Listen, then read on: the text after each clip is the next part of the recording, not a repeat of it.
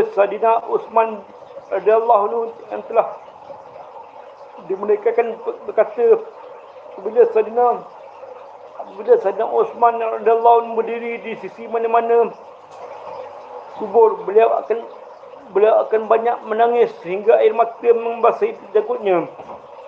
Ada orang bertanya kepadanya, Tuan tidak menangis? Tuan tidak menangis apabila dia beritahu tentang syurga dan neraka. Sebelum Tuan menangis apabila melihat kubur. Beliau menjawab, sungguhnya Rasulullah SAW pernah bersabda bahawa kubur adalah persinggahan pertama daripada persinggahan akhirat. Sekiranya seorang itu telah selamat daripadanya, maka persinggahan depannya akan lebih mudah untuknya. Dan jika seseorang telah selamat di kubur, maka persinggahan seterusnya akan lebih dahsyat untuknya. Rasulullah SAW juga